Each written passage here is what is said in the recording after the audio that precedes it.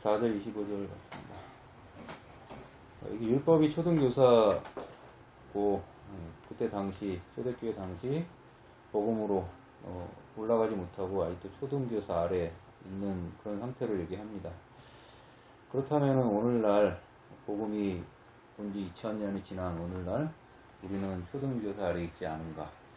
믿음이 분명히 온 지가 2000년이 됐는데 아직도 초등교사 아래에 있는 자들이 많이 보입니다. 그 이유는 무엇일까 고민을 해봤습니다. 여기에 두 가지 함정이 있다고 보입니다. 대부분의 사람들이 빠지는 함정 중에 첫 번째는 율법의 함정이고 두 번째는 복음의 함정이라고 정해봤습니다. 율법의 함정은 율법의 원리와 취지를 잊어버리고 헛된 것, 즉 하나님의 뜻이 아닌 것을 행하는 함정입니다. 그리고 복음의 함정이란 복음의 원리와 취지를 잃어버리고 하나님의 뜻을 안 행해도 된다는 생각으로 또 행하지 않는 함정이고 같습니다. 즉 이 두 가지 함정에서 율법의 함정과 헛된 것을 행하는 함정 그리고 행해야 될 것을 행하지 않는 함정에서 벗어나오는 길은 하나님의 뜻을 올바로 알고 반드시 행해야 된다는 그 생각으로 하나님 기쁘시게 한다는 생각과 생각으로 행할 것을 행해야 된다는 것입니다. 오늘날 사실은 이 두 가지 함정 중에 저는 복음의 함정이 좀 더 많이 가 있지 않나. 안 행해도 된다는 생각으로 하지 않는, 그래도 구원을 받는다는 생각에 많이 빠져 있지 않나 생각해봤습니다. 이상입니다. 네, 지금 3장 24, 25 하셨는데 네. 여기서 이제 초등교사다. 이게 안내자 이런 이제 번역도 되고 관리자도 되고 몽학 선생도 되고 하여튼 그 처음에 복음으로까지 복음이 오기 전까지 어떤 관리자 역할, 주도하는 역할 이런 뜻인데요. 이제 복음이 오니까 이게 적급이 돼 버렸죠. 구원의 기능도 이제 자리를 내줘야 됐고. 자, 그러면 율법과 복음의 차이, 다시 말해서 이 소위 적급과 고급의 차이는 무엇일까? 또는 이 율법의 함정은 무엇일까? 또는 놀랍게도 바울은 이 율법을 지칭해서 세상의 초등학문이라고까지 말하죠. 이 세상에 오늘 본문처럼. 자, 그러면 이 율법의 함정, 다시 말해서 이 세상의 기초 학문들 또는 기본 이치들 이 주는 함정은 뭘까 이거예요? 거기에 지금 다 빠져 있잖아요. 지금은 사실 율법을 논할 필요는 없죠. 근데 이 원리가 이 율법의 어떤 특성이 이 세상의 기본 이치와 같다라는 것을 지금 말하고 있는 거예요. 그러면 세상의 기본 이치에 사람들이 많이 빠져 살잖아요. 복음에 빠져 사는 게 아니라. 그럼 도대체 이 세상의 기본 이치가 주는 유혹과 혜택이 뭐냐는 거예요. 매력이 있기 때문에 사람들이 그렇게 나오지 못하는 거 아닙니까? 그게 뭘까 하는 거예요. 뭐라고 말할 수 있을 것 같아요? 복음과 복음이 아닌 좋은 것들의 차이. 딱 드러납니다. 이 율법의 특징. 율법의 특징. 사두개인들을 생각해 보세요. 그러면 답이 나올 거예요. 바리새인들도 마찬가지고. 특히 그 특징이 사두개인에게 아주 극명하게 나타났죠. 사두개인은 어떤 주의자라고 불렸어요? 세속주의자? 현세주의자죠. 왜? 뭐가 없다고 믿었어요? 부활이 없다. 그게 뭐예요? 내세를 인정하지 않았어요. 율법의 특징이 뭐예요? 어디서 잘 되는 거예요? 이 땅에서 왜? 이 땅에 하나님의 나라를 물리적으로 확장해가는 그런 내용이었잖아요. 자, 지금 세상의 기본 이치도 어디서 잘 되자는 거예요? 그죠? 그러면 유혹될 만해요, 안 해요? 같은 이론 이치라고요. 율법의 이치가 이 세상의 이치랑 흡사한 부분이 너무 많다. 그래서 욥이나 예수님이나 뭐라고 비난했던 거예요? 네가 하나님의 언약을 잘 지키면 이렇게 못될 수가 있냐? 이거 가지고 물고 늘어진 거 아니에요? 그죠? 예수님한테도 뭐라고 주문했어요? 하나님의 아들이면 십자가에 스스로 구원해라. 이게 뭐예요? 이게 현세적 구원을 말하는 거잖아요. 현세적 형통을 말하는 거잖아요. 자, 보니까 지금도 많은 사람들이 율법의 영에 붙잡혀 있어요, 없어요? 예, 지금 우리가 이 율법을 말하는 필요는 전혀 없어요, 그죠? 우리가 뭐 제사 지낼 것도 아니고 정결례를 행할 것도 아니고 그거 얘기하면 아예 의미가 없는 거예요, 지금 우리가. 갈라디아서를 볼 이유도 없지. 근데 이 율법의 영이라는 게 많은 부분 세상의 영과 통한다라는 거예요. 자, 그거 외에도 사실 말할 거는 몇 개 더 있죠. 마치 그런 현세적 복을 받지 않으면 구원을 받지 못한 것처럼 사람들이 취급을 하죠. 세상 사람들이. 그래서 세상 사람들이 야, 너는 정말 하나님의 아들이다. 너는 정말 하나님의 자녀다. 라고 할 때 뭘 보고 그런 식으로 대우를 해줘요. 야, 하나님이 축복하시네? 그죠? 예수님한테는 그럼 그렇게 이제 축복되다는 말은 안 하겠죠. 십자가에 죽으셨는데 비참하게 욕 먹으면서 게다가 이제 다수의 어떤 비난을 받으면서. 근데 세상 사람들은 어떤 사람에게 하나님의 축복이 있는 줄 알아요? 세상적으로 잘 된다. 예, 돈 많고, 예, 지위도 높아지고, 그러면 하나님이 함께 하신다. 이런 식으로 가기 쉽다는 거예요. 그러니까 어때요? 사람들도. 진짜 그런 줄 알고. 예? 그런 쪽으로 간다 이거예요. 세상 사람들이 복되다고 생각하는 그 복을 추구하며 산다 이거예요. 그게 바로 세상적인 사람이지 뭐. 그게 바로 현세를 추구하는 사람이고. 그게 바로 내세를 추구하지 않는 사람이에요. 그죠? 예. 자, 그러니까 세상의 기본 이치, 사람들이 맞다, 옳다 라고 생각하는 것을 위해 살면 그게 뭐 선악과를 따먹은 거죠. 하나님께서 기쁘시게 하는, 또 내세를 위하는, 그죠? 죽은 다음에 부활케 하는 그런 복음을 위한 삶을 살아야, 그게 바로 복음을 영접한 사람, 율법의 영에 갇히지 않고 바로 이 복음의 영에 젖어든 사람, 빠져든 사람, 성령을 받은 사람, 성령에 충만한 사람, 이렇게 되는 거죠. 자, 그 다음에 해주세요. 저는 21절 봤는데요. 어디 21절? 같은 화요일자 네. 3장 21절. 그 21절의 뜻이 그러면 그렇다고 해서 율법의 의도와 정신도 하나님의 뜻에 따라 그러면 율법이 하나님의 약속들과 반대되는 것이나 결코 그럴 수 없다. 이 말은 율법의 의도와 정신도 하나님의 뜻을 따라 잘 살게 하려고 주신 것이다 라는 뜻으로 받고, 말씀을 주시고 순종하면 복을, 불순종하면 저주를 주시겠다라는 맥락에서 해석해야 된다고 보았습니다. 율법도 또한 살게 하려는 것임을 이제 알 수 있는데요. 만일 능히 살게 하는 율법도 살게 하려는 거잖아요. 다시 한번 말한다. 그러나 율법이 죄 자체를 도말하지는 못하고 죄를 드러내고 용서를 구하는 방법을 제시해오는 방식이었기에 능히 살리기에는 부족했다라고 보았습니다. 이는 결국 죄성 가득한 죄로 오염된 인간이 죄 아래에 갇히는 결과를 가져왔습니다. 그 결과 예수 그리스도를 필요로 하게 되었음을 갖고 이 복음이 온전히 의를 이루는 새로운 기준이 된다라고 보았습니다. 실은 이게 좀 왔다 갔다 해서 조금 이해가 좀 안 되는데요. 만일 질문인데, 만일 능히 살게 하는 율법을 주셨더라면 그러면 이게 능히 살게 하지 못한 아주 그냥 헷갈려서 막 죽어? 그래, 온전히 살지 못할 것을 주셨다는 왔다 갔다 해요? 뉘앙스처럼 보이거든요. 아니, 이거는 그러니까 표현 자체가 오해를 할 수밖에 없는 표현이잖아요. 예? 능히 살게 하는 율법을 주셨더라면, 그러면 하나님께서 살게 하지 못하는 율법을 줬네? 이 표현만 보면 그렇게 해석할 수밖에 없어요. 그럼 뭐예요?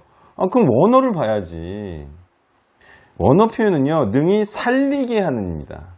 살리게 하는. 그러면 이제 말이 되죠. 하나님께서는 살리려고 율법을 줬어요. 근데 사람이 지키지 못하니까 살리게 하는 율법이 됐어요? 살리지 못하는 율법이 됐어요? 예, 살리지 못하는 율법이 됐어요. 이거는 이제 번역을 잘못한 거죠. 어쨌든 뭐 한 글자인데 너무 이제 이상한 해석을 할 수밖에 없는 그런 번역이 돼버렸죠. 살리게 하는 율법을 주셨다라면 의가 반드시 율법으로 말미암았으리라. 무슨 뜻이에요, 그럼? 너희가 율법을 잘 지켰다면 율법으로 의롭게 됐을 것이다. 그죠? 저기 형태도 나오나요? 동사의 형태? 뭐라고 나와요? 분사로 나와요? 이게 이제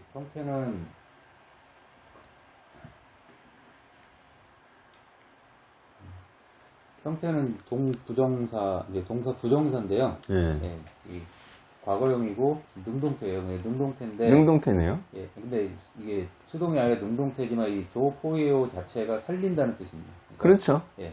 포에오니까. 예. 이건 무슨 프로그램이에요? 배들레. 요것도 돈 주고 사는 거죠? 요것도 깔아야겠다. 요거는 형태도 나오네.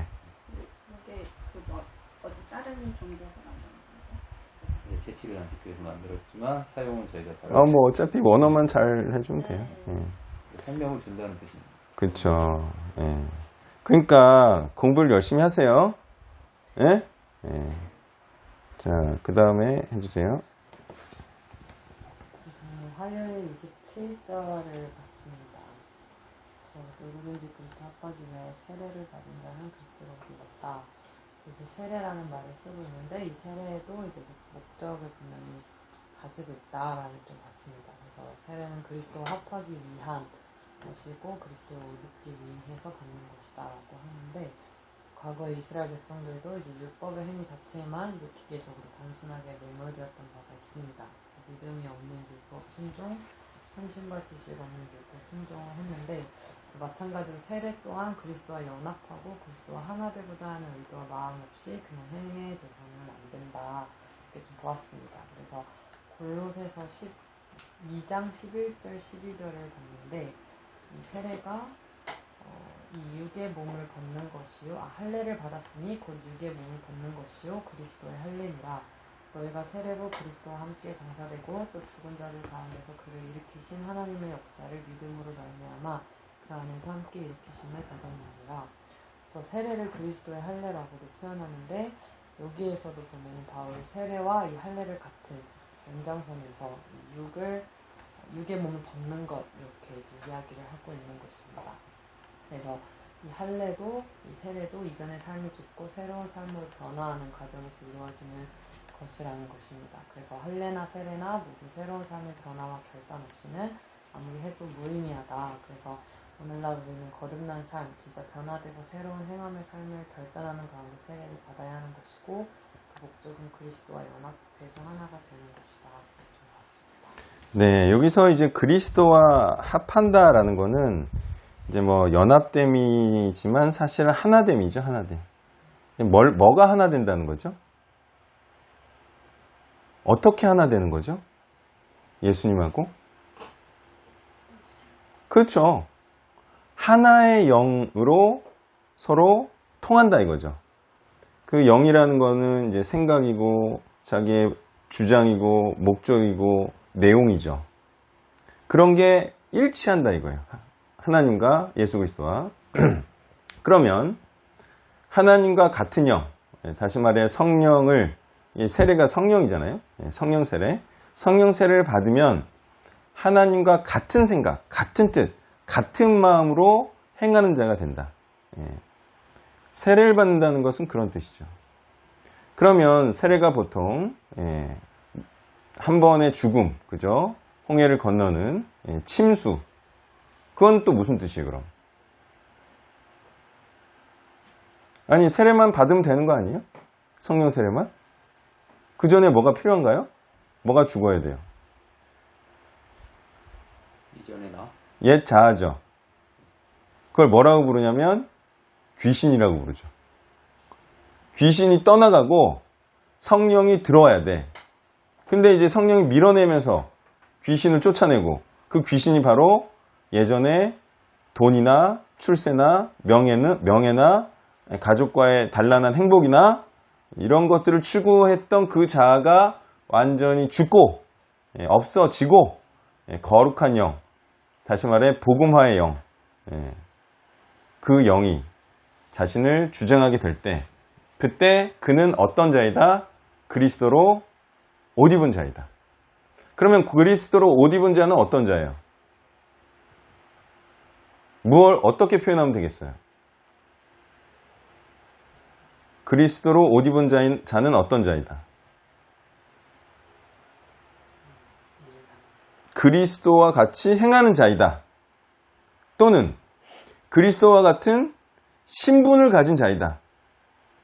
그리스도와 같은 일을 하는 자이다. 옷이 뭐예요? 오늘 경찰 왔다 갔다면서요. 옷이 뭐예요? 신분을 나타내고, 신분이라는 거는 정확히는 뭐로 의미해요? 하는 일? 그렇죠. 법복을 입으면 뭐 하는 사람이에요? 법조인. 그죠? 군복을 입으면 군의 뭐라고 해야 되나? 군인의 뭐 하여튼 군일. 군일을 하는 거예요.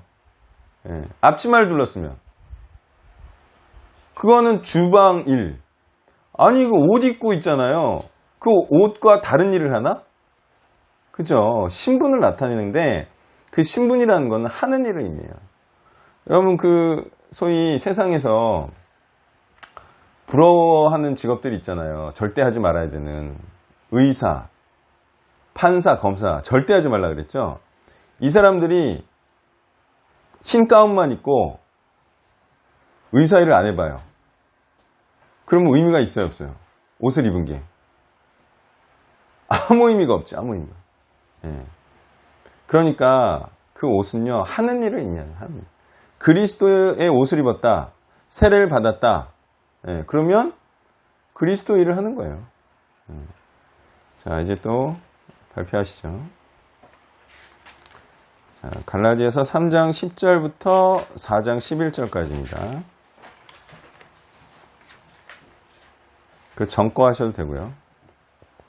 네. 가수자 1메시지 하실 때 그리스도가 율법을 복음으로 부드럽게 라는 그 맥락을 얘기하셨는데 네. 그 부분이 잘 이해가 안 갔어요. 자, 그런 의미가 있죠. 베드로가 유대인들을 향한 사역을 했잖아요. 그럼 베드로는 율법을 깡 무시하고 하는 사역이 옳을까요? 아니면 어느 정도 지켜주는 척하는 기간이 필요할까요? 소위 반발심을 최소화하면서 하는 거죠. 바울은 아예 그의 사역이 이방인을 향한 사역이었기 때문에 율법을 하나도 지키지 않아도 돼라고 주장할 필요가 있었던 거예요. 이게 입장차예요, 사역에. 마찬가지죠. 예수님이 이 공생애를 하시기 전에 아직 복음도 전하지 않으셔. 그렇다고 해서 율법도 안 지켜요? 그러면 반발심도 반발심이지만 또 하나의 중요한 이유가 구약을 성취하러 오신 분이잖아요. 그러면 아직 복음이 사실 공생애가 시작되지 않았기 때문에 복음이 온 게 아니에요. 사역하기 전에는. 그 기간에는 율법을 행할 수밖에 없죠. 아직 대체물이 안 왔으니까. 그죠? 대체물이 안 왔으니까 그걸 행할 수밖에 없고요. 그랬을 때 그게 이제 부드럽게 넘어가기 위해서다 라는 표현을 쓴 거예요.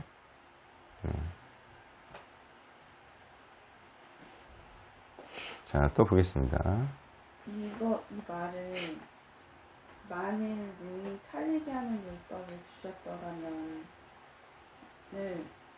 능히 살리지는 못하는 율법이었다라고 볼 수는 없다는 거죠. 능히 살리게 하는 율법을 주셨는데 능히 지키지 못해서 살리게 하는 율법이 안 됐다는 거죠. 당연히 율법을 주면 율법을 충실하게 지키면 이스라엘이 구원뿐만이 아니라 형통한 국가가 됐을까요? 안 됐을까요? 됐죠. 근데 그걸 안 하고 뭘 한 거예요? 율법을 충실히 안 지켰다는 증거가 있죠. 뭘 한 거예요? 왜 망하고 구원받지 못했죠? 뭘 한 거예요? 이스라엘이. 우상숭배하고. 우상숭배지, 우상숭배. 우상숭배에서 망한 거죠.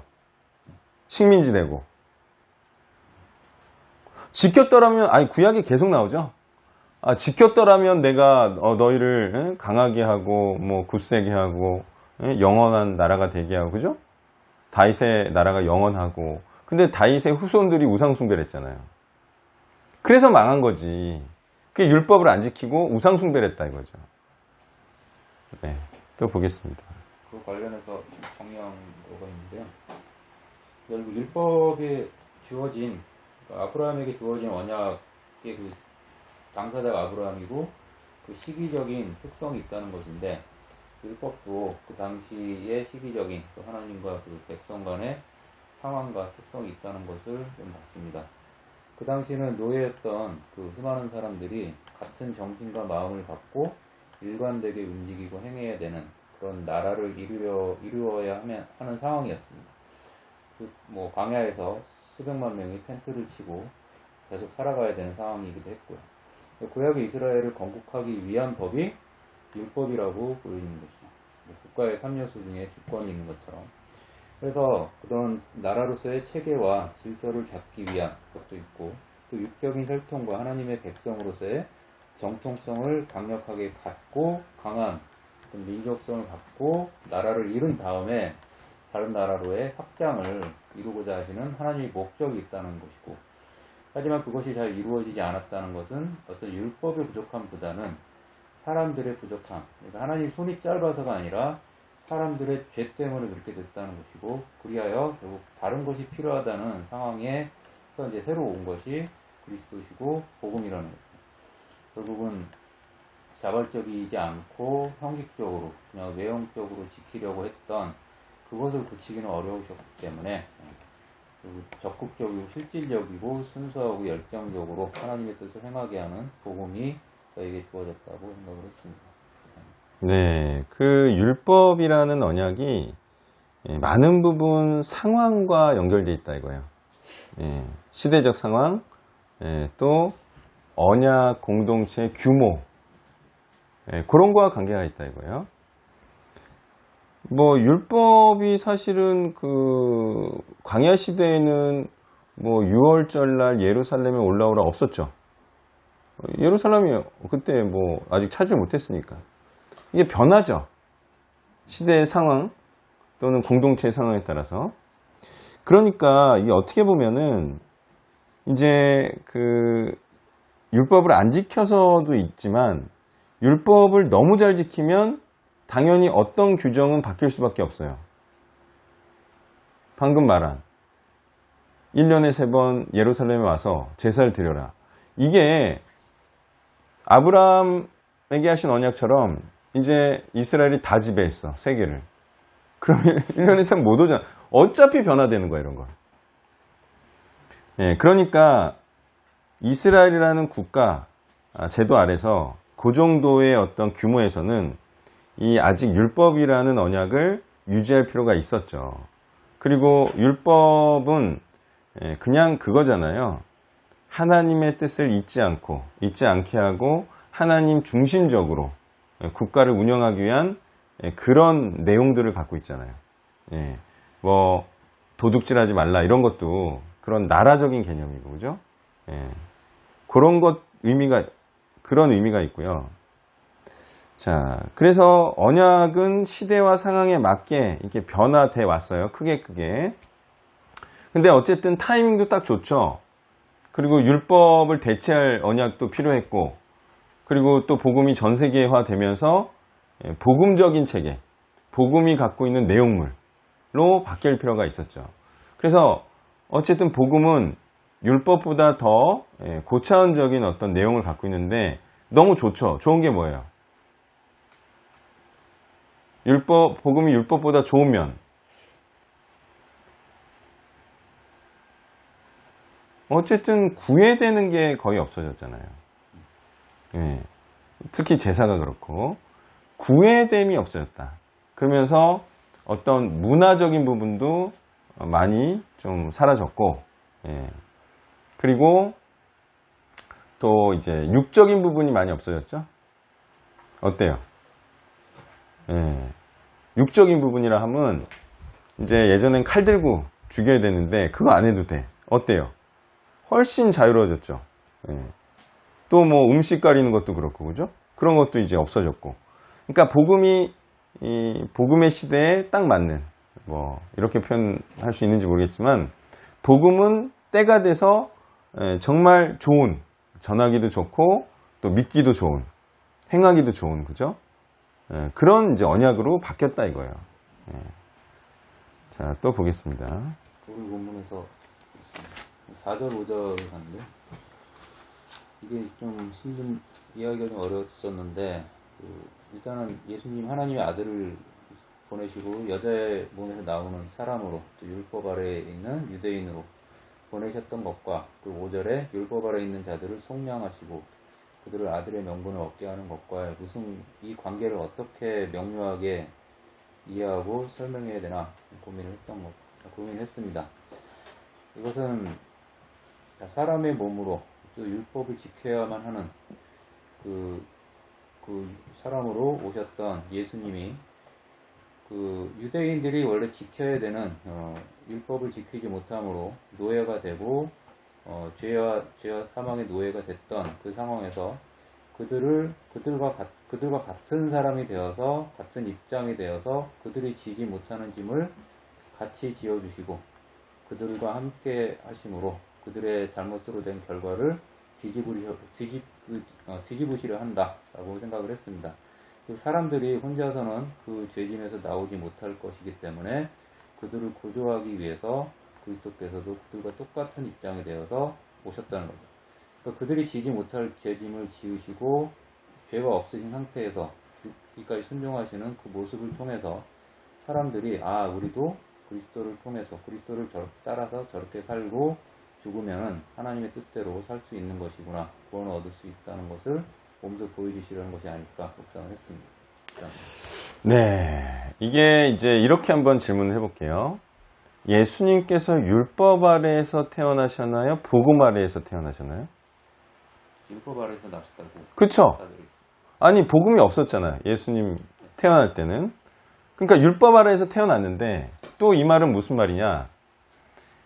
율법 아래에서 복음을 쌓인 거죠.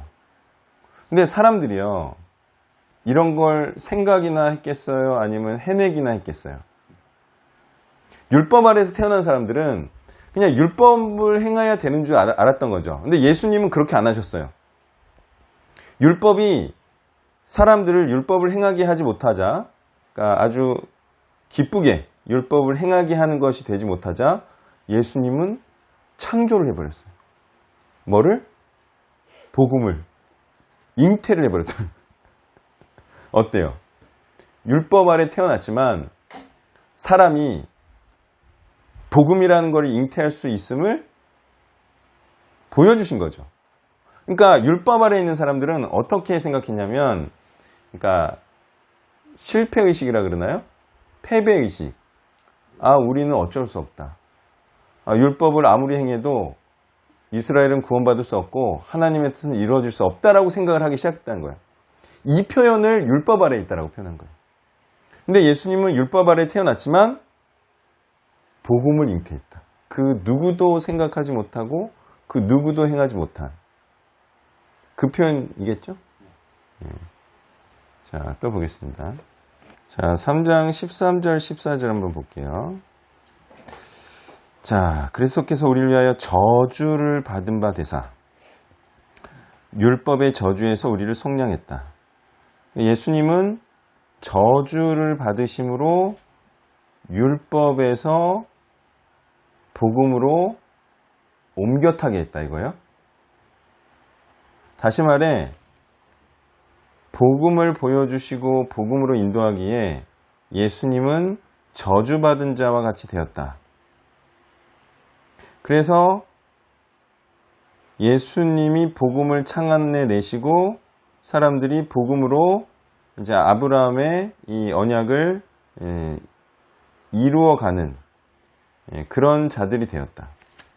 자, 그러면 예수님께서는 믿음으로 행한다는 게 어떤 것인지를 보여줬다 이거예요. 자, 믿음으로 행했더니 저주받은 자처럼 되었지만 부활하셨죠. 예, 부활하시고 또 될 것이라. 예, 아브라함의 언약처럼 모든 민족이 믿는 자들이 될 것이다.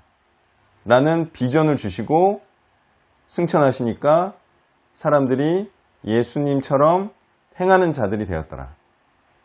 자, 그렇다면 율법 아래에 있는 자들은 복음을 행하는 자를 저주받을 자라 하고 예수님처럼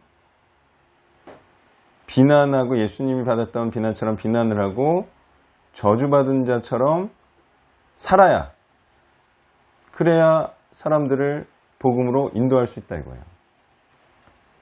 자, 그래서 그리스도께서는 결국은 저주받음이 뭐예요?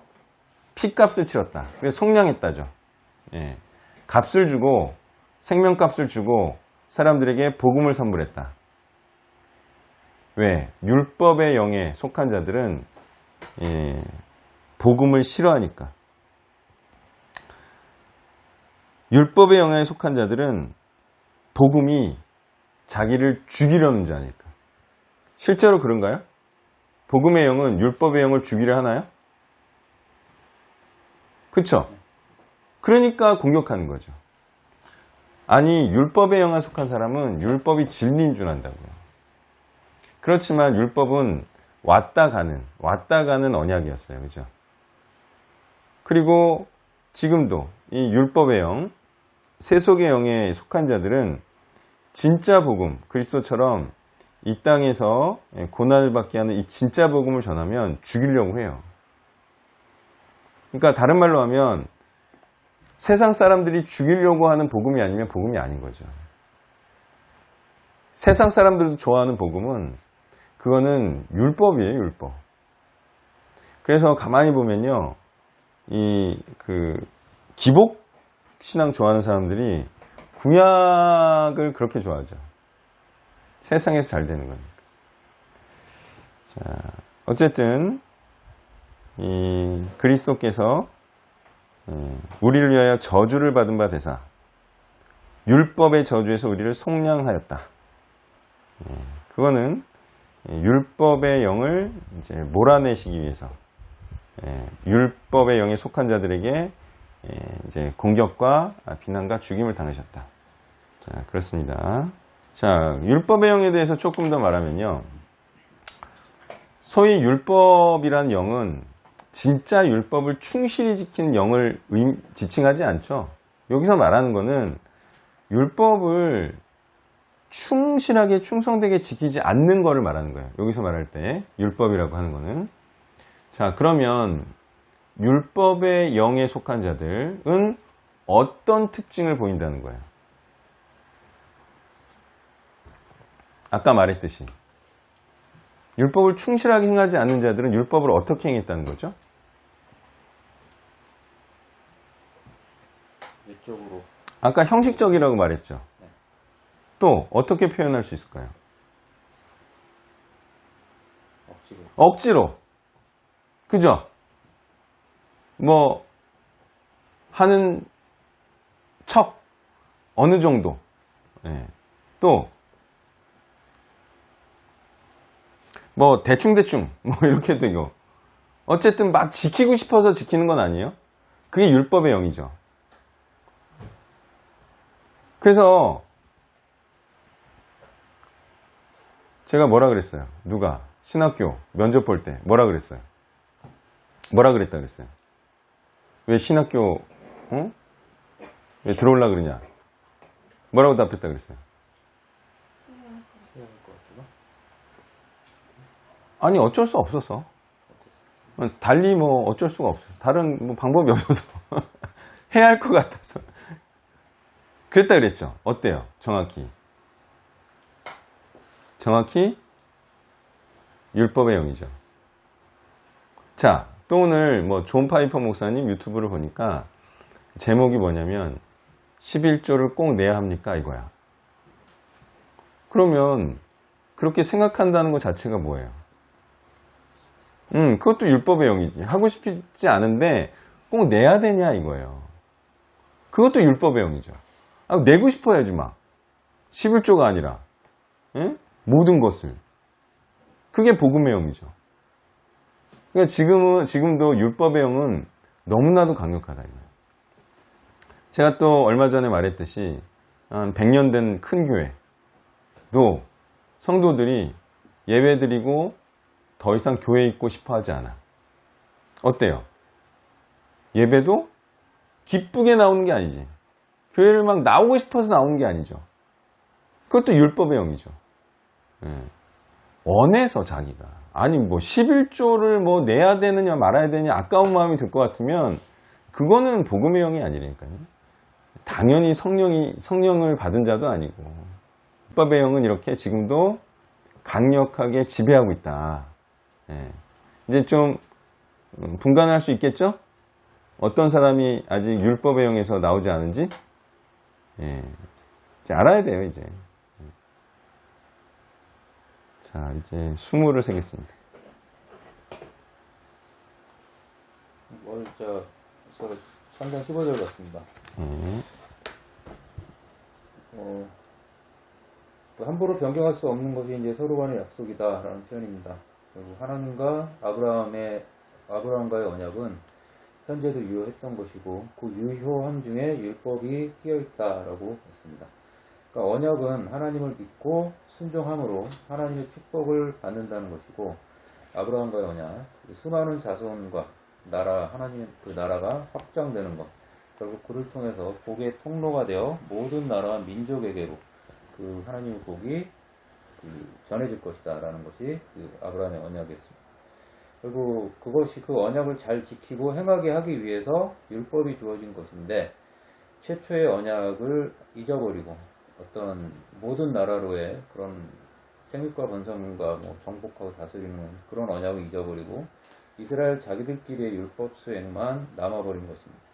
율법의 취지와 원리는 언약을 지켜서 하나님의 축복을 받는 것, 또 모든 사람들이 받게 하는 것인데, 그리고 오늘날에도 어떤 모든 땅끝까지의 어떤 성교의 열정보다는 자기 교회만 위하고 교회 안으로 하는 그런 영들도 교회에 많이 있다고 봤습니다. 이상입니다. 자, 성경의 대원칙을 한번 얘기해 보죠. 그러니까 언약의 종류에 따라 뭐 상관없이 그냥 언약의 대원칙은 뭐예요? 언약을 지키면 복을 받는다. 예? 자, 언약을 지키면 복을 받는다. 다시 말해서 하나님의 말씀을 지키면 복을 받는다. 하나님의 말씀을 지키지 않으면 저주를 받고 심판을 당한다. 이게 대원칙이죠. 이게 대원칙이에요. 그때 시대에 따라서 하나님의 말씀이 달랐던 거고 어쨌든 그때 하나님의 말씀을 언약의 말씀을 지키면 복을 받는다. 이거는 대원칙이야. 근데 이제 아브라함 율법이 아닌 하나님과 약속을 지켰죠. 너 본토 친척 아비 집을 떠나라. 그럼 내가 복되게 해줄게. 그러니까 이제 또 떠나고 그게 이제 서로 약속인 거죠. 자, 근데 당연하죠. 이스라엘이 복을 못 받은 이유는 율법이라는 하나님과 약속을 지키지 못했던 거고 지키지 못하자 율법은 폐해질 수밖에 없었고 그렇다고 해서 아브라함과의 언약이 폐해지나요? 아니죠. 그거는 대원칙이니까. 아브라함은 잘 지켰으니까. 아브라함과의 언약은 폐하지 않았다. 중간에 율법이 폐해진 거다. 그래서 그 아브라함과 하신 언약이 뭘로 지금 대체돼서 이루어지느냐? 그게 바로 복음이라는 거죠. 예, 중간에 아브라함의 후손들이 이스라엘이었죠. 맞죠? 근데 걔네들은 실패했으니까 중간은 띄어져 나가고 어쨌든 다윗의 후손으로 오신 그리스도가 다시 아브라함의 후손도 맞나요, 그럼? 그럼 맞는 거지. 예. 어쨌든 뭐 영적인 의미가 크지만 아브라함의 후손으로 오신 예수 그리스도가 아브라함의 언약을 잇는다 이거예요. 왜? 순종한 자, 순종한 자. 중간에 불순종한 자들이 많은 율법에 속한 자들. 이렇게 되는 거죠. 자, 결국은 아브라함과 그리스도 사이에는 뭐가 공통점이 존재하죠? 믿음으로 행했다. 이게 공통점이죠. 믿음으로 행했다. 그러면서 이제 아브라함은 사실 성부로 빙의되죠. 아들을 바쳤어. 아들을 희생시키려고 했어. 그게 이제 하나님께서는 감동이 되셨을 것이고 아브라함의 언약을 꼭 지키겠다고 하셔서 지키게 만든 거죠. 그리스도를 통해서 지키도록 은혜와 감동을 줬다는 얘기예요. 자, 기도하겠습니다. 참으로 인내가 많으시고 또한 포기를 모르시는 하나님, 마침내 율법으로 인해 이스라엘이 하나님의 말씀을 행하지 않고 또 하나님의 뜻이 이루어지지 않자 그리스도를 통해서 이제는 되는 복음, 또 모든 민족을 복음화할 복음, 그리고 하나님의 아들을 주심으로 많은 사람들을 구원해 주실 이 복음으로 아브라함과의 언약을 지키시고 또한 모든 자에게 복 주시고자 하는 하나님, 우리가 이 복음의 가치를 분명히 알고 그 어떤 것보다도 복음을 위해서 살아가는 자들, 우리의 모든 것을 투입하여 복음을 위해서 쓰는 그런 하나님께 믿음이 있는 충성스러운 자들 되길 바라며 예수님의 이름으로 기도했습니다. 네, 시작하겠습니다. 갈라디아서 4장 1절에서 11절이고요. 먼저 5절까지 교독합니다. 내가 또 말하노니 유업을 이을 자가 모든 것의 주인이나 어렸을 동안에는 종과 다름이 없어서 그 아버지가 정한 때까지 후견인과 청지기 아래에 있나니 이와 같이 우리도 어렸을 때 이 세상의 초등학문 아래에 있어서 종노릇하였더니 때가 참에 하나님이 그 아들을 보내사 여자에게서 나게 하시고 율법 아래에 나게 하신 것은 율법 아래에 있는 자들을 속량하시고 우리로 아들의 명분을 얻게 하려 하심이라. 아멘. 자, 억지로 하면 종노릇이고요. 기쁘게 하면 자기 일인 거죠. 자, 율법은 억지로 지켜온 것이고 이제 자기 일로 생각하고 기쁘게 일하게 하는 복음이 왔다 이거야. 이 복음의 영을 일컬어 아들의 영이라고 하고요.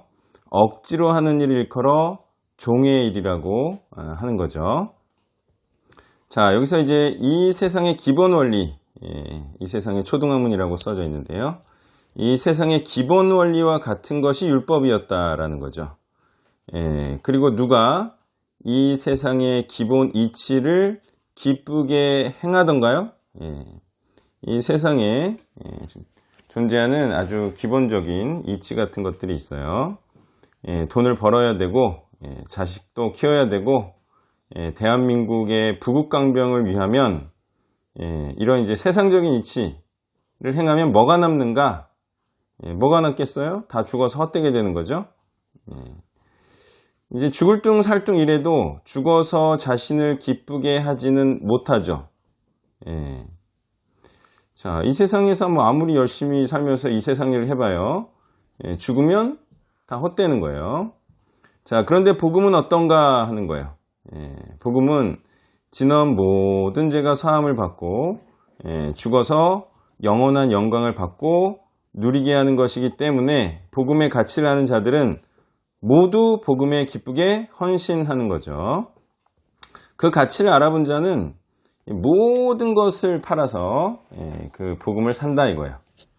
자, 그리스도께서도 세상의 기본 도리와 같은 율법을 행하신 면은 있었지만 그것은 율법을 복음으로 부드럽게 옮기시려는 의도이셨지 복음을 지키라는 의도에서 행하신 것은 아닙니다.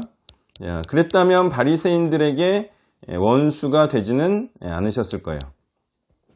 자, 바울은 지금 율법과 같은 세상의 기본 원리는 지키지 않아도 구원받는다고 말하고 있는 거죠. 뭐 당연하죠. 세상의 기본 도리하고 구원하고 상관이 없다 이거예요. 그리고 사실 다른 일들은 안 하고 복음의 일만 해도 구원을 받는 거죠. 그래서 인간적 도리나 사회적 도리는 하기 싫으면 안 해도 되는 것이고요.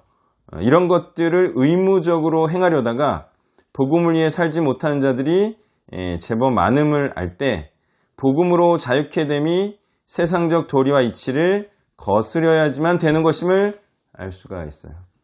두 개 다 하려고 하면 하나도 제대로 안 된다 이거예요. 자, 그리고 세상 일이나 세상의 도리를 행하면 뭐가 좋은가? 자, 살아서는 뭐 좋을 수 있겠지만 죽을 때에는 아무 기쁠 게 없다. 지금 이 구원에 대해서 말하고 있는 거예요. 바울이 6절에서 11절까지 교독합니다. 너희가 아들임으로 하나님이 그 아들의 영을 우리 마음 가운데 보내사 아빠 아버지라 부르게 하셨느니라. 그러므로 내가 이 이후로는 종이 아니요 아들이니 아들이면 하나님으로 말미암아 유업을 받으시 아니라. 그러나 너희가 그때에는 하나님을 알지 못하여 본질상 하나님이 아닌 자들에게 종노릇하였더니 이제는 너희가 하나님을 알 뿐 아니라 더욱이 하나님이 아신 바 되었거늘 어찌하여 다시 약하고 천박한 초등학문으로 들어가서 다시 그들에게 종노릇하려 하느냐. 너희가 날과 달과 절기와 해를 삼가 지키니 내가 너희를 위하여 수고한 것이 헛될까 두려워하노라. 아멘. 자, 여기서 말하는 거는 이제 아들처럼 일해야, 종처럼 일하지 말고 아들처럼 자기가 이제 상속을 받을 자처럼 일해야 복음을 믿는 자라는 말씀이에요. 자, 아들처럼 일해야 하나님의 좋은 것들을 상속재산처럼 받을 수가 있고 아들로 인정을 받아 하나님을 아버지라고 부를 수가 있다는 거예요. 실제로 육신의 아들이라 할지라도 아무 일도 안 한다든지 아버지의 뜻에 반하는 일을 하면 부자간의 연이 사실상 끊어지게 된다는 것을 우리가 알죠. 그러니까 사실 연이 끊어지지 않는다고 해도 부자간에 절대로 기쁜 관계는 될 수 없어요. 아버지가 기뻐하시는 일을 해야 서로 사이가 좋고 연이 끊어지지 않았다라고 말할 수 있죠.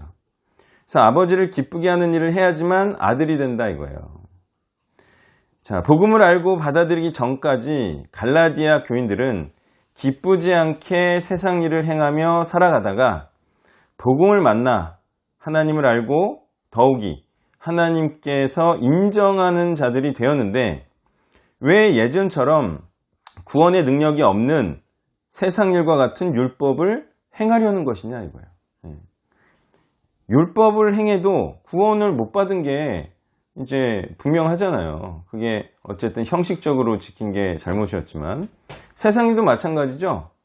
열심히 행해봤자 구원을 못 받아요. 자, 그렇게 이제 세상 일과 같은 율법으로 돌아가면 세상 일을 하는 자로 돌아가는 것과 같이 되는 거고요. 그것이 이제 율법을 행하려면 율법을 다 행해야 돼요. 다양해야 되고 그러면 율법만 행하기도 벅차서 복음을 위한 일은 하지 못하는 자가 도로 돼버린다는 거죠. 자, 이제는 왜 세상 일을 끊고 복음의 일을 해야 하는지 잘 알았을 거예요. 대충대충 쉬엄쉬엄 하려고 해도 세상의 영이나 율법의 영이 그렇게 호락호락하지가 않습니다. 그냥 두지 않아요. 본질상 하나님이 아닌 천박한 자들이 돈으로 엄청 잡아 돌립니다. 그래서 세상 일도 하고 하나님의 일도 한다? 그거는 불가능. 자, 말씀을 정리하면요. 하나님의 아들이 된 자는 하나님의 소유된 것들, 정확히 말하면 하나님의 소유한 자들을 상속받을 자들인 거죠. 통치한다는 게 소유한다는 거죠. 자, 이 말은 하나님 밑에서 하나님의 일을 하는 자가 하나님의 자녀라는 거예요. 그러니까 유업을 받죠. 유업은 일을 해서 생기는 거고 열매도 일을 해서 생기는 건데 일을 안 하면 어떻게 유업을 받습니까?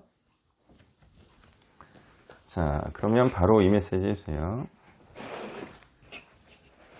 네, 화요일자 본문으로 하겠습니다. 네, 19절부터 끝까지 읽도록 하겠습니다. 그런즉 율법은 무엇이냐? 범법함으로 더하여진 것이라. 천사들을 통하여 한 중보자의 손으로 베푸신 것인데 약속하신 자손이 오시기까지 있을 것이라. 그 중보자는 한 편만 위한 자가 아니나 하나님은 한 분이시니라. 그러면 율법이 하나님의 약속들과 반대되는 것이냐? 결코 그럴 수 없느니라. 만일 능히 살게 하는 율법을 주셨다면 우리가 반드시 율법으로 말미암았으리라. 그러나 성경이 모든 것을 죄 아래에 가두었으니 이는 예수 그리스도를 믿음으로 말미암는 약속을 믿는 자들에게 주려 함이라. 믿음이 오기 전에 우리는 율법 아래에 매인바 되고 계시될 믿음의 때까지 갖췄느니라. 이같이 율법이 우리를 그리스도께로 인도하는 초등교사가 되어 우리로 하여금 믿음으로 말미암아 의롭다함을 얻게 하려 함이라. 믿음이 오늘로는 우리가 초등교사 아래에 있지 아니하도다. 너희가 다 믿음으로 말미암아 그리스도 예수 안에서 하나님의 아들이 되었으니 누구든지 그리스도와 합하기 위하여 세례를 받은 자는 그리스도로 옷 입었느니라. 너희는 유대인이나 헬라인이나 종이나 자유인이나 남자나 여자나 다 그리스도 예수 안에서 하나이니라. 너희가 그리스도의 것이면 곧 아브라함의 자손이요 약속대로 유업을 이을자니라. 갈라디아서를 읽다 보면 이렇게 율법이 원래 필요가 없던 것이라면 왜 율법이 주어졌는가라는 질문이 들기도 합니다. 오늘 본문은 이 질문에 대해서 잘 설명을 해주고 있습니다. 오늘 본문에서 바울은 이제 율법이 가진 신학적이고 또 구속사적 기능을 밝히고 있는 것입니다. 그것은 19절이 설명하는 것처럼 먼저 범법함으로 더해진 것이다. 이는 인간에게 베풀어진 은혜와 구원이 언약만으로도 충분히 달성될 것일 수 있음에도 불구하고 인간이 그 구원과 은혜를 깨닫지 못하고 여전히 죄 가운데 있기 때문에 이를 비추기 위해서, 즉 인간이 하나님의 기준에 결코 홀로 도달할 수 없음을 깨닫게 하기 위하여 주어졌음을 말하는 것으로 보입니다. 본문에서 범법에 해당하는 단어가 파라바시스로 그 의미는 표준이나 규범에서의 이탈 내지는 의무를 소홀히 함이라는 뜻을 지니고 있습니다. 즉 인간은 지금껏 노아의 방주 사건 이래로 율법이 주어지기 전까지 바벨탑 사건 등 수많은 역사적 내러티브 가운데에서 스스로 의롭게 되고자 시도했고 자신만의 기준을 세워왔던 것입니다. 그리하여 하나님께서는 인간들에게 자신들이 스스로 하나님과 같은 의로움의 기준에 도달하는 것이 불가능하다는 것을 깨닫게 하시려고 율법을 주셨다는 것이 바울의 설명입니다.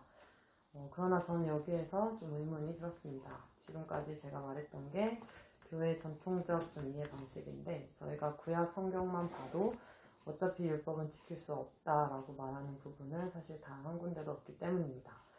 그래서 저희는 이것에 대해서 좀 이해를 달리 해야 하지 않을까 생각이 들었습니다.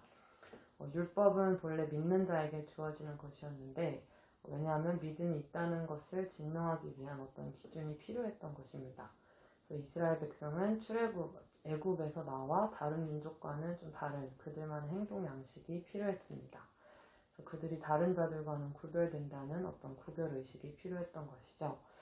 궁극적으로는 율법을 지켜야만 그 믿음이 증명되었지만 믿음 없는 율법 자체가 구원을 주었던 것은 아닌 것입니다.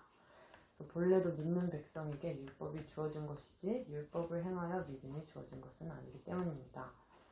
율법이 원래부터 실패할 용도로 주어진 것이 아니며 백성들이 그것으로 죄 아래 갇히는 일만 드러나다 보니 결론적으로 결국에는 실패한 율법이 되어버리고 만 것입니다. 하지만 그것을 실패라고 하지 않는 것은 온전한 율법에 그냥 도달하는 것이 오히려 불완전하고 인간이 불완전한 존재, 또 구약의 율법에 대한 직접 순종으로는 구원에 이룰 수 없는 존재라는 사실을 드러냄으로써 그리스도에 대한 믿음, 또 복음에 대한 믿음이라는 이 새로운 구원의 통로를 여시고 인간이 여기에 감동하게 하신 것입니다.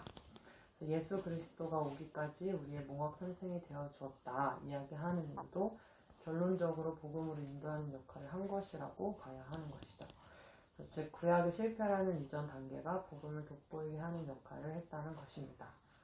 많은 이들이 율법은 애초에 우리의 죄를 비추기 위한 것이라고 설명하면서 죄를 짓는 삶을 정당화하지만 그런 식으로 악용되어서는 안 될 것입니다.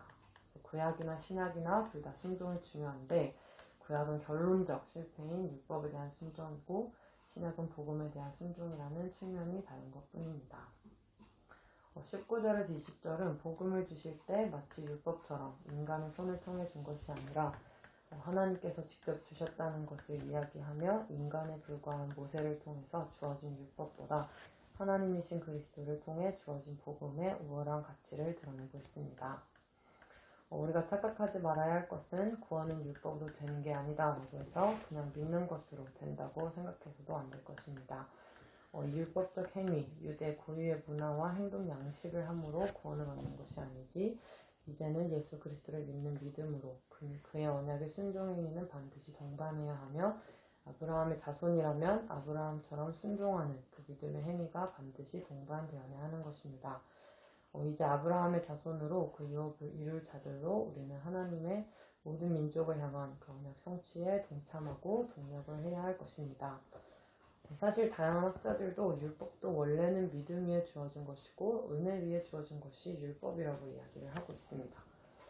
제가 전문을 읽어보진 않아서 자신있게 말하기는 조금 어렵지만 여기저기 자료를 조금 찾아본 결과 이 바울의 세관점이라는 책 혹은 바울과 팔레스타인 유대교라는 책을 쓴 E.P. 샌더슨도 하나님이 먼저 언약 관계 안에서 살아가도록 율법을 주셨다고 얘기하며 유대교도 원래 은혜를 강조한다라고 이야기를 하고 있다고 합니다. 그래서 우리는 이 갈라디아서 혹은 또 로마서의 문제를 단순히 율법을 지키네 안 지키네 라는 어떤 율법이 아니라 은혜라고 강조하기보다는 이것은 유대교적 자랑, 또 유대교적 문화를 따라야만 구원을 얻는다고 주장하는 유대 그리스도인들을 비판하고 있는 서신서라는 것을 잊으면 안 될 것입니다.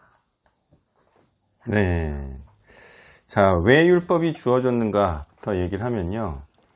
범법하니까 주어졌다. 자, 이렇게 얘기하고 있는데 이게 무슨 얘기죠? 약속을 안 지키니까. 어떻게 보면은 새 약속이 주어진 거죠.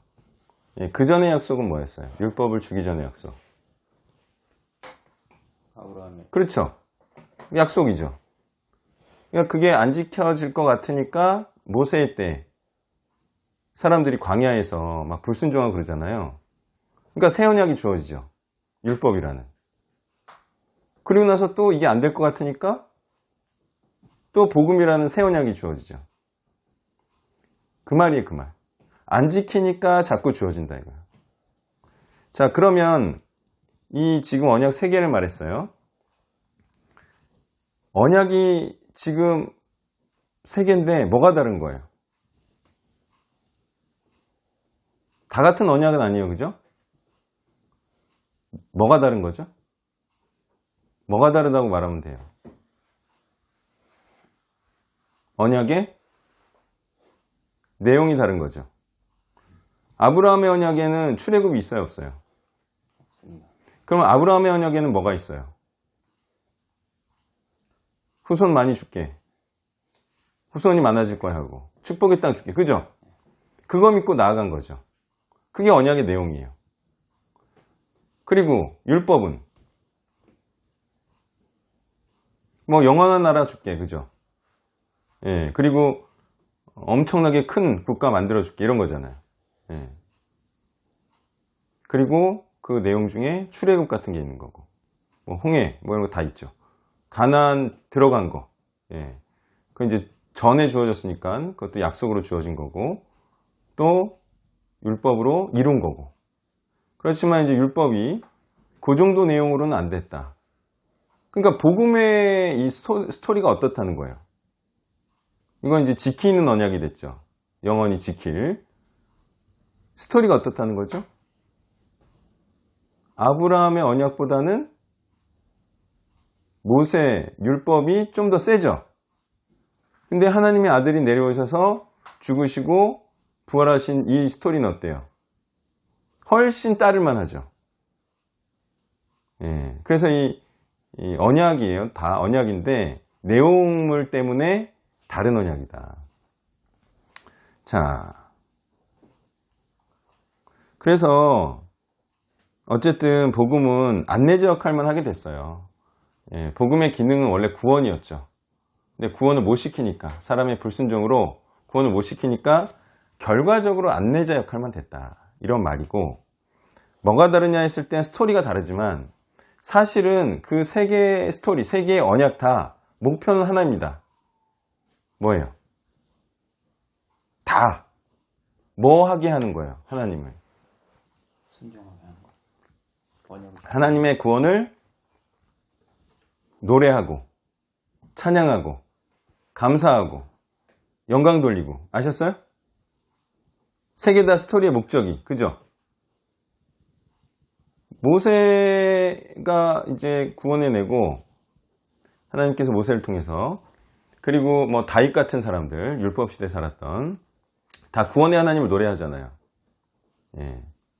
자, 그렇게 목표는 같다 이거예요. 예, 스토리는 달라도 다 구원의 하나님을 찬양하는 것이다.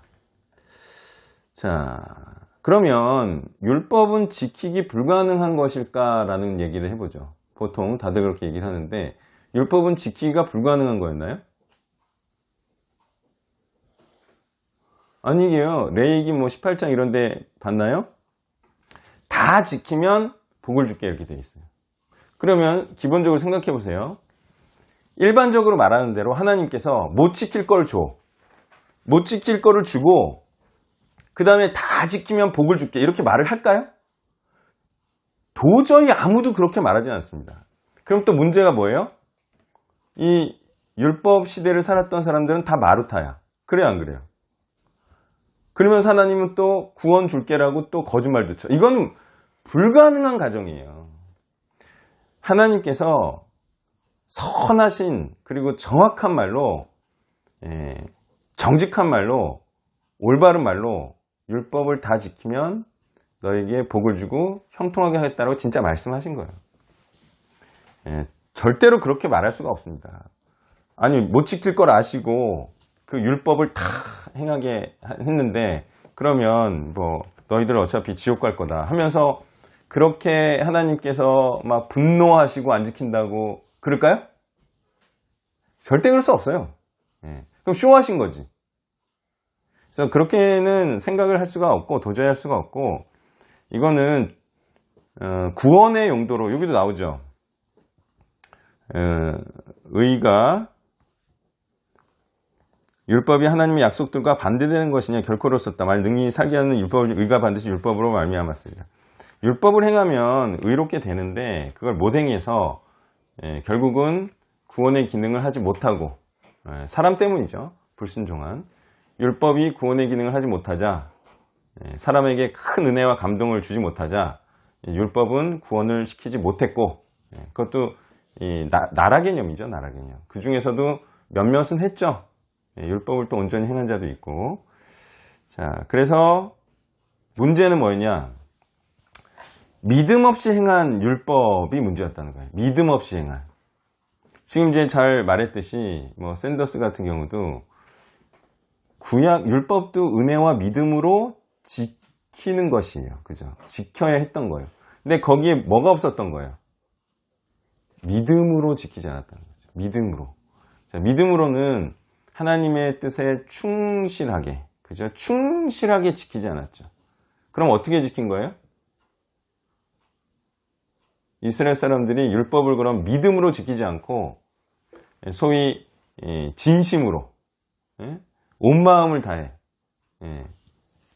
진정으로, 그리고 확고 불변한 확신을 가지고, 그죠? 하나님을 사랑하는 마음으로 지키지 않고 어떻게 지켰다는 거예요? 가인처럼. 형식적으로, 그죠? 제사를 형식적으로. 그런 내용이 구약의 후반부에 나오는 주된 내용이잖아요. 마당만 밟고, 그죠? 형식적으로만 지켰다 이거죠. 그러니까 문제는 믿음으로 지키지 않았다. 은혜로 지키지 않았다는 게 그게 포인트고, 그럼 여기서 자꾸 믿음으로가 나오는데 이건 뭐예요?